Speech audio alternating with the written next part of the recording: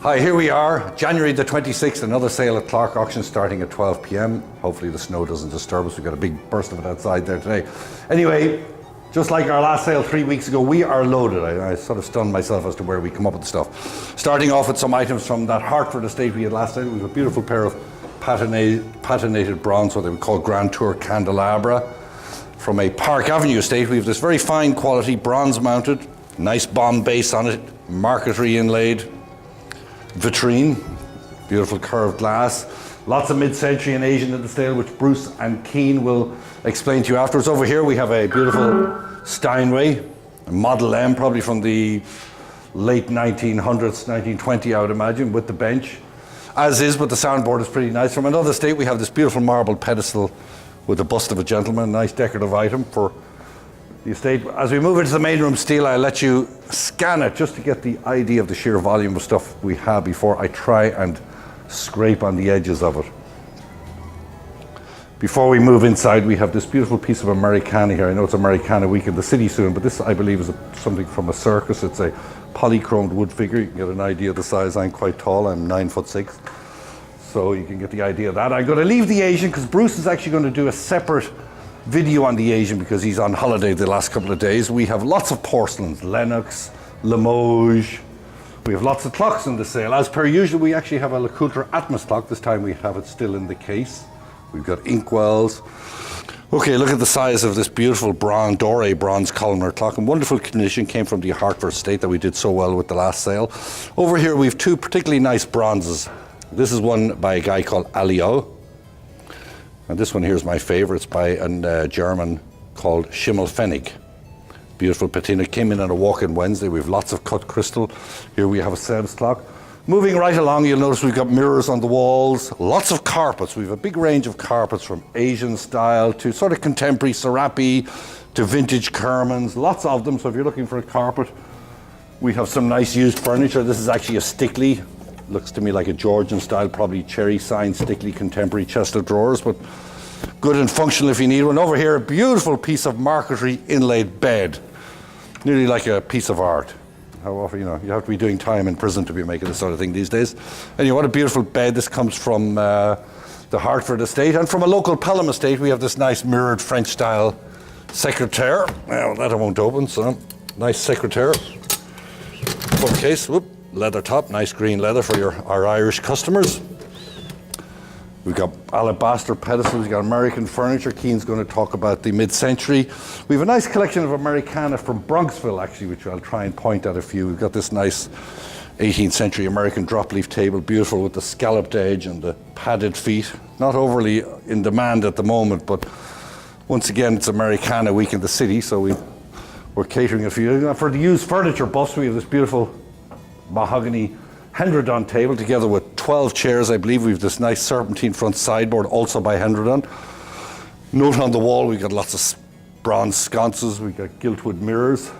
Here we have a pair of what I described as Russian style parquetry inlaid commodes. Beautiful commodes, nice that we have a pair. They're bronze mounted. We have a lot of Russian art in the sale, so maybe some of the Russians will hit on that. And here, once again from the Hartford estate, Steve, is one of two clocks. This is Tiffany & Co, beautiful with the moon phase, nice size, beautifully carved mahogany case with the broken arch crown and the eagle finial. Here we have a nice, large, oversized pair of wing chairs.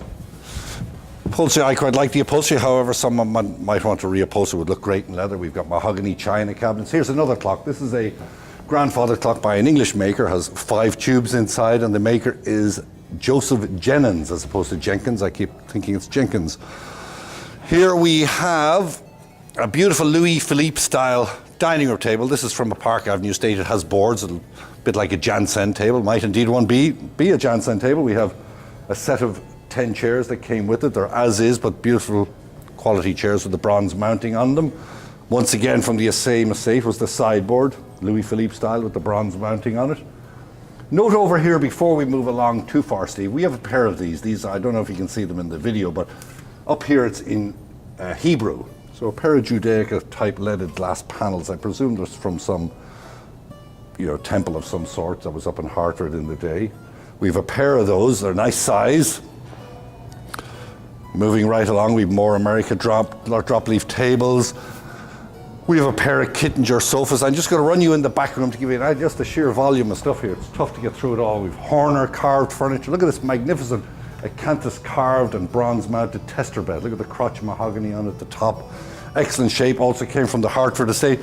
This came from Hartford also. This is really, really beautiful. It has sort of bottle top base. It has jewelling on it. Beautiful leaded glass. Sort of, you would hope maybe possibly it might be Tiffany, but it's wonderful, wonderful colours. A nice scene, nice warm scene. And over here, this looks like it was two parts put together. I called it a beehive.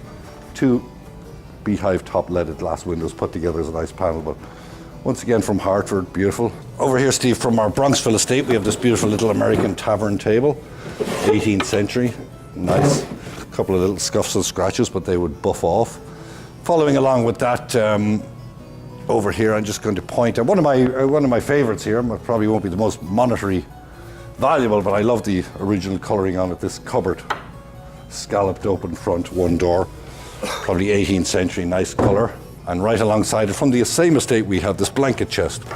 We just lift this monster off at first. I'll give you an idea. This lift top blanket chest. Beautiful.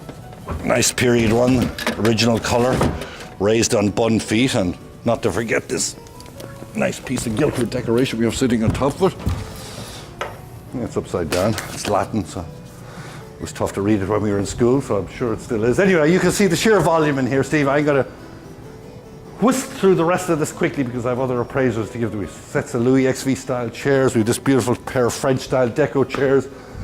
Another American piece of furniture, nice 18th century drop leaf table, nice with the cross stretcher in the bottom. For the decorators coming with an unusual colour, but a beautiful pair of blue leather Chesterfield sofas. Note again the palace-sized carpets we have here. Of note in the sale is this possibly Tiffany shade with the turtle back glass at the bottom. Beautiful condition, just a few little issues. And with that, we got fabrics. I'm going to walk over here quickly, and I'm going to hand you over to our art appraiser, Nelia. Thank you, and see you on the sale. Thank you, Ron. The first painting I want to talk about is a 19th or possibly 18th century oil on canvas. This landscape, called Evening Mousehold Heath, is actually signed by John Constable, or so we think. We have a signature that does read John Constable down here in the landscape, although it's difficult to see in the video. You'll have to look at the detailed photos on our website. This work has the age, the appropriate age, and it's definitely a period piece. Again, down here on the liner of the frame, we have the title and an inscription, John or J. Constable. Unfortunately, there's a nice tear right through the center towards the left side of the canvas, but you see there's a lot of heavy craquelure to the painting, surface grime, discolored yellowed varnish, all the things you would look for in a period piece. Again, the frame has the right age, and I will show you on the back, we have that beautiful oxidation to the frame, old tape, old label. So everything about it looks good, but we have not been able to get any documentation on the work or have it authenticated. So we are selling this kind of as a buyer beware, or buyer do your research with a $1,000 to $1,500 auction estimate. This came to us on a walk-in Wednesday. Now another piece that came in on a walk-in Wednesday is this nice black and white gouache. This is by Branko Kovacevic, done in 1971, Croatian artist, and here we have some nice native nude women with baskets and fruit. Really nice composition, estimated at $600 to $900. And just below, we have a brass grotesque sculpture, as I would call it, by Reinhode, a Belgian artist, and this is actually from the same collector as the Wallace-Ting and the Emile Schumacher that we had in our previous auction. This is estimated at $3,000 to $5,000 and is mounted on a lithography stone base. Here we have a work by Yannis Spyropoulos. Now this is a Greek 20th century abstract painter. As you can see here, a rather dark painting, but a lot of heavy texture. I love the way he's worked it with different tools. I would say a brush, a palette knife, perhaps the back of a brush. There's just quite a bit going on and a lot of little nuances that you may have to see in detailed photos online. This also has a nice dedication in the mat. It is dedicated to Eloise Spaeth. Now, Ms. Spaeth had a huge collection of art. She was a New York collector and a supporter of the arts. She was on a lot of art foundation boards. And her husband, Otto Spaeth, one-time vice president of the Guggenheim Museum. So an important collection with significant provenance. Now, up above, we have the first of several Russian pieces I want to talk about. This is by Mikhail Voitenko, and this was done in 1980. This is a gouache on paper. And it is accompanied by a Tabachman Museum brochure. This comes out of a White Plains home. And just next to it, we have perhaps one of the most important pieces in the sale. And this comes to us from that important Connecticut estate. And this is by Leonid and Rima Brailovsky, excuse me, my Russian mispronunciation.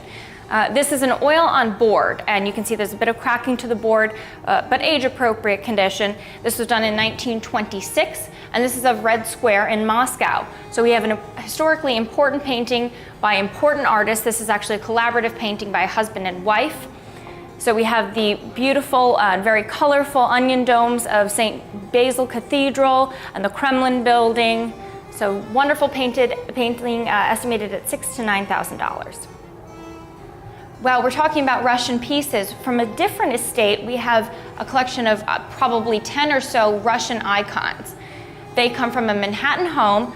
This one here, we have a gold thread and filigree piece with hand-painted faces and hands with nice Russian inscriptions, and this is in a beautiful presentation case. Down below, another very detailed painted icon. This one probably very early. I'll show you the back of it to see the age. There are a lot of fine details throughout it, inscriptions, and again, 19th century, if not earlier, with some warping to that panel. A few more just across the way here. We have this nice silver piece, again, hand-painted hands and face. Beautiful silver work here. There is a hallmark on the back when you take it out of the presentation case. Won't do that now, but there are photos on the website. And again, another painted and gilded icon on panel. Here we have two figures with a central bird, beautiful inscriptions. And this one has an old label on the back, a nice old Russian label. And again, you see we have some of that warping to the board, but beautiful oxidation and toning. Now, this is just a taste of the icons. There are several more that you'll have to view on our website or come in for previews to see. This painting by Arbit Blattis is an oil on canvas still life called the Blue Teacup, named for the blue cup we see down here in the corner. Really interesting still life, a lot of nice factors. We've got a beautiful basket of fruit here, balanced by the bouquet of flowers and the wonderful oil painting in the background depicting a woman seated. We've got a signature in the lower left and an Associated American Artists label on the back with a price tag of $850. This is offered for auction with a $1,500 to $2,500 estimate. Nice, bright, abstract paintings can appeal to collectors and designers as well. This piece here is by Camille Hilaire. This is a French artist done in the mid-20th century. We're probably talking 1950s to mid-60s. Nice tree scene done in a cubist abstract manner, estimated at $1,000 to $1,500. This full-length portrait is attributed to Sir Godfrey Kneller. Kneller was the leading portrait artist in England in the 17th and 18th century. This actually comes out of a Sotheby's sale in 1993 in which they do catalog it as a Sir Godfrey Kneller portrait. We have an inscription in the lower left that tells us this is Henry, the second Duke of Beaufort. This is perhaps Kneller or perhaps by his studio. Regardless, a beautiful painting in actually very good condition. It has been lined. We've looked at it under UV light, and while there is some painting and restoration, as one would expect for a work of this age, most of it is below the waist. So his face, his hands, and the majority of his garment is untouched. Beautiful painting with a very conservative $1,500 to $2,500 estimate. This small painting here is an oil on canvas of cows watering, and it is by Samuel Jerry, an American 19th century painter. This is one of 2 works by Jerry in the sale. These come out of our Connecticut estate, the other a larger landscape, again with cattle in the distance. Also from Connecticut is this painting by Frederick Ballard Williams. This is called Sylvan Glade, and we've got a beautiful depiction of women in a forest, kind of a tonalist type piece, late 19th, early 20th century painter. This work was actually deaccessioned from the New Britain Museum back in the 1980s or 1990s and purchased by the decedent of the estate from an auction during that period. This is estimated at $600 to $900. One last little charming painting I want to show you is just up above my head here. And this work by Baudin is signed and dated in the lower right-hand corner, a late 19th century painting of a sweet girl depicted on a ledge, really delicate features, nice muted tones. We've got a signature and a date in the lower right corner. And this out of a White Plains home. So again, just a small taste of what we have coming up. Keen will take over and show you some of the mid-century, and we hope to see you this coming Sunday. Thank you.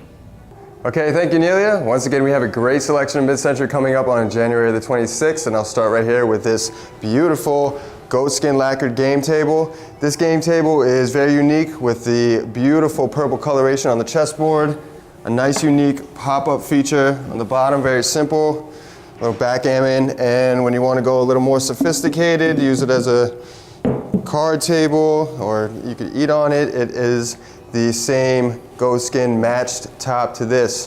Very nice piece. Another nice piece, one of my personal favorites in the selection, is this absolutely gorgeous Dunbar woven front server, sliding doors, fitted drawers on the ends.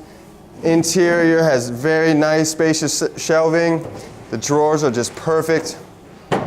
And what's very nice about this, and what makes this an important piece in the Dunbar design, is these brass patinated, both the woven brass bars here and the patinated metal legs give it a very nice lift, a nice balance to an elegant piece that adds some mid-century design elements to it. We'll go into the main room now, Steve. I'll show you some more of the furniture, including another goatskin piece. This one is a two-tone, very nice color on the interior. Has some lacquer issues that needs to be fixed here, but it has a very nice base on this, which makes it pretty unique. The nice sheaf of wheat base, nice wooden base, great look, great shape.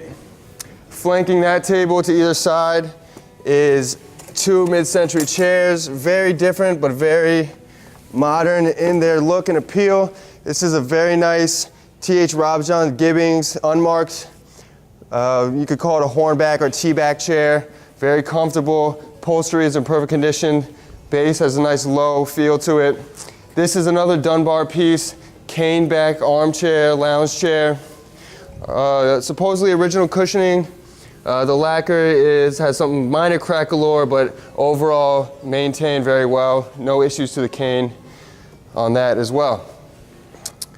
Also in the mid-century selection, a very familiar grouping of pieces by Paul McCaw, Planter Group, Winchendon. This is a very nice original chair and desk. This is a later added interior drawer to it that can be removed, but it has a very nice feel to it with the end table, the chair, the desk. That's all one lot. A nice selection of Paul McCaw. Right below you, Steve, is a pair of these more modern but very Asian modern feeling chairs. A nice suede cushion on them, a great clean look. And one of the most important pieces in the mid-century selection, in my opinion, is this very long dining table / conference table from Dunbar. It has amazing grain, if you can kind of catch some of this here, Steve. A bowed center, it has 2 leaves, extends to quite a magnanimous size, and on either side of these, if you just kind of want to flank them, you'll see these Dunbar dining chairs. Like I said, same estate, 2 different lots. These 10 chairs, 8 arm and 2 side, match the table, but once again, separate lots. These are both very very nice Dunbar selections. And another very good selection, although the condition is not the best, is this very early, probably early 50s Knoll Arrow Saarinen grasshopper chair. Was purchased by the architect collector in an estate in New York City. A very early original upholstery, has all the buttons are there, obviously a tear, but the original cushioning, there's some slight, varnish and condition issues that need to be repaired, but an early chair like this should not be overlooked. Next to that, we have some more chairs in the Parzinger style, newer upholstery, a nice curved back, a nice elegant look to those. Obviously a chrome and glass coffee table below here. Also have a pair of end tables that are chrome and glass with brass finials. And this piece here is one of the mid-century design pieces. It is a oak framed with 3-tile to one side lamp, a table lamp, unidentified signature on this side. And what's cool about this is on the other side, it has an interior lit. There's a switch on the side that lights it up from the interior of a cut metal figure. So it has a dichotomous look to it. Very nice design, mid-century design. Although unidentified, I believe that it is probably going to turn out to be a pretty important piece. And to wrap it up, I'll show you 2 other pieces in the mid-century selection. One is one of my favorite chairs with ottoman in the selection. It's not identified. It's probably American modern with a nice blonde wood or teak tapered legs and the wood caps on the arms with a flat arm that angles into the back. Nice low club chair. Very simple but very modern, and really could fit into any kind of scheme that you're working with. Very subtle, but kind of the style that I prefer. And the last piece I'll show you here, Steve, is this mid-century design piece. It's a pair of terracotta sculptures of women bathing. It has a great kind of abstracted figural look to it. Nice kind of homemade gravel base to it. These do lift off. Both of them are removable, but it is unsigned. It just has a great look and one of my favorite sculptures in the piece. So I'll shoot you over to Whitney now, and I hope to see you there January 26th. Thank you, Keen, and we're going to be starting our selection of sterling with this George Jensen grouping. This is a George Jensen teapot in the acorn pattern. It does have some slight condition issues to the ivory handle, and the lid is a little bit out of round, and it's also accompanied by this beautiful little brooch. It is a bird with festoons, a nice little lot there, out of a local Larchmont estate. And up next from a Westchester estate is this Mexican woven basket, approximately 21 troy ounces. One of our many multi-piece hollowware and flatware lots in this auction is this lot here, lot 253, which starts with this 1902 Sheffield sugar caster. Also a very nice repoussé floral box with a gilded interior. 2 serving pieces with a nice repoussé floral design, a Dutch repoussé serving spoon, and 2 particularly nice Gorham shell form bowls. If you look at the bottom, there's nice detailing here with a nice little foot here. Up next from a Manhattan estate, we have this late 19th, early 20th century 800 or continental silver chalice. It's Austrian-Hungarian, and it does have the Diana's head or Diana cup marking, along with a maker's mark of HI, unidentified, as well as a city mark of P for pest. It is a beautiful chalice that weighs approximately 7.5 troy ounces. Up next is an English sterling Sheffield teapot. It weighs approximately 28 troy ounces and has an unidentified maker's mark of GG. From our Connecticut estate, we have these 2 Tiffany items, a reticulated or pierced little pedestal basket, along with this 3-handled crystal and sterling rim cup. From the same Connecticut estate, we do have this Lennox tea set with 12 demi-tasse cups and saucers, as well as the teapot. One of my favorite pieces in this auction is this repoussé charger and ewer with these beautiful lapis or sodalite cabochons. And Steve, if you could maybe do a close-up of this handle, a beautiful woman's figural handle here. Very nice detailing on this piece, weighing approximately 60 troy ounces from White Plains estate. And last but not least is this mid to late 19th century Ball Black & Company pedestal Taza, a really beautiful piece from our Connecticut estate. If you can take a look at these handles here, really beautiful detailing. And that about wraps it up for our sterling selection of this auction, and we look forward to seeing you on January 26th. Thank you.